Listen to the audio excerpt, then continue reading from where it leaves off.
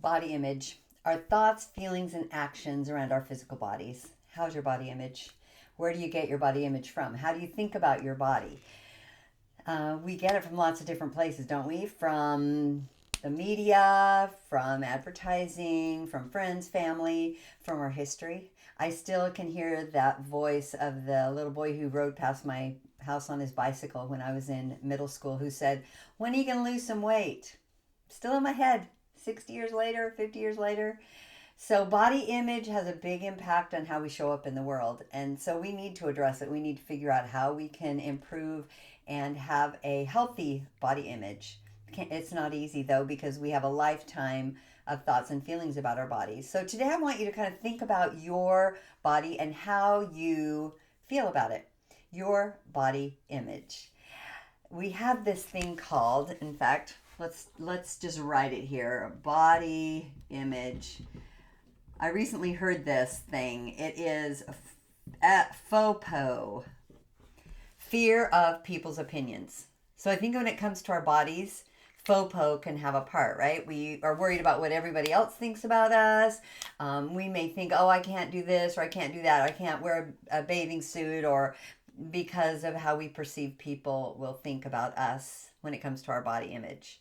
And so, as you think about how you're doing with having a positive image of your body, I want you to consider this, that your identity is like a house.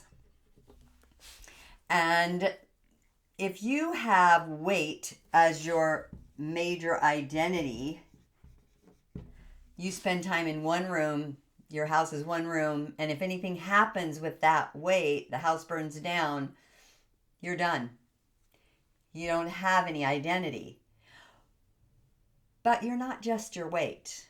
There are lots of rooms in your house, in your identity house, things like your skills or your personality or your friendships, your kindness, your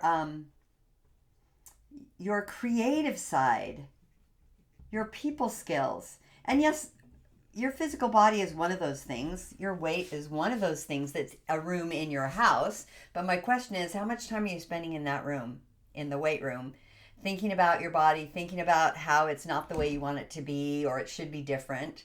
Especially as we age, this can become an issue because there's so much pressure in our society to be young and to not age.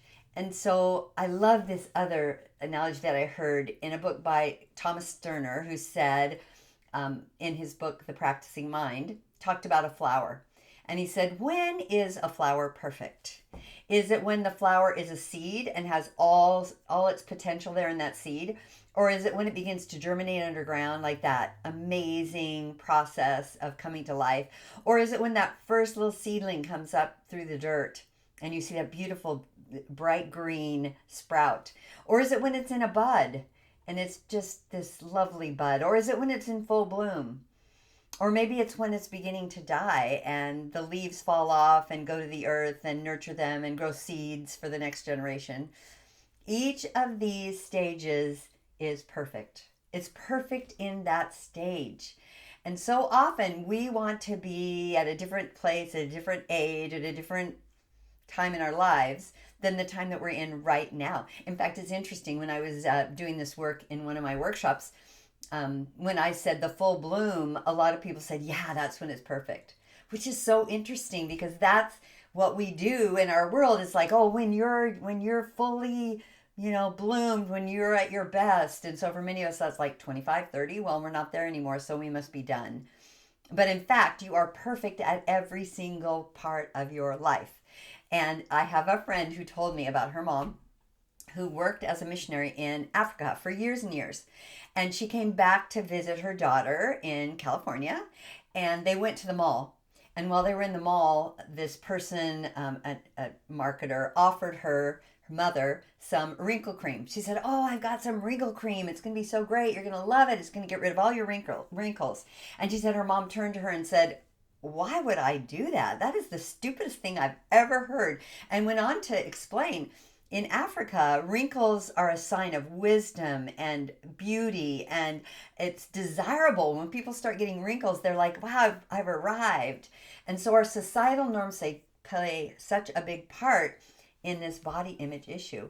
But here's the problem: if we don't develop a positive body image, it holds us back. Have you ever not gone to a party or a vacation or a reunion because you weren't at the right weight or you didn't like the way your body looked? How sad, right? Or didn't do something that you really wanted to do because you had FOPO, fear of people's opinions. We must develop a healthy, happy body image so that we can do our work in the world, so that we can enjoy our lives. Whenever I talk about body image, I think of my friend Kathy. And Kathy was an amazing person. When she was in her 30s, she was diagnosed with MS. And she had young children. She had to give them up to her family to take care of because she could no longer take care of them. She had quite an advanced stage that caused her to become a quadriplegic. She lived for 20 years in a nursing home, unable to do anything for herself. And I was a good friend of Kathy's and spent time with her, and she was delightful and had such a good sense of humor. She used to say, well, I'm glad I can be your worst case scenario. Because, Kathy really did struggle. There was a time when I had a dream about my friend Kathy. And in that dream, I saw her do this. And in the dream, I literally fell on the floor weeping for joy, because if Kathy could have done this, it would have changed her life. She could have changed the channel on the TV. She could have called for help when she needed it. She could have swatted away a fly. So Kathy drove me to really appreciate my body and all that it could do. I often think, if my body had a voice, what would it say? There have been times when I was like, oh, my hips, oh, my whatever. It's not quite right. And if my body had a voice, I think it would say, Lynette, do you recognize that your heart is beating every minute of every day, giving you life, taking nourishment to every cell in your body? You breathe without even thinking about it. And your muscles, you can walk, you can do all these things. Not to mention your eyes.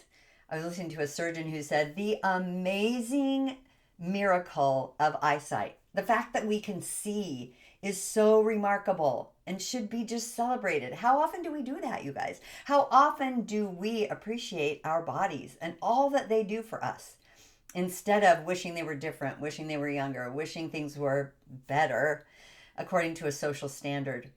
So I encourage you to appreciate your body. And here's the deal. Here's the really interesting part. When we have a negative body image, we're actually less likely to do healthy things.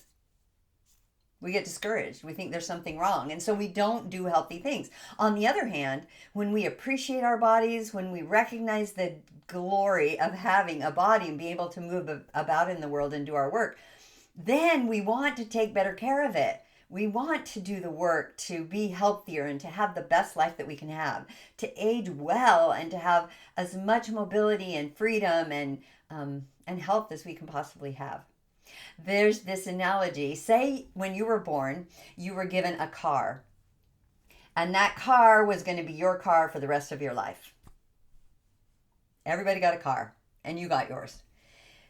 How would you treat that car? Would you spend any time looking around wishing you had a different car, or that your car was better or bigger? I mean, you had your car. That's the car you have. It's the only one you have. Wouldn't you take great care of it if you appreciated it? You would take great care of it. You might save up money and get it even painted when it was getting, old and decrepit. You would do everything you could to make that car as good as it could be. So that's with us too. When we appreciate the body that we've been given, because you only get one, that's it, then we want to take care of it. We want to do healthy things. We want to do anything we can to make it live well and long. But remember, my friends, you are perfect today, right where you are. You're exactly where you need to be. Your body is yours, and it is wonderful and amazing. And spend some time appreciating it and see how it helps you with your body image, so that you can feel good about your life and do the things that you were meant to do. Love the people you were meant to love, and have the most amazing life.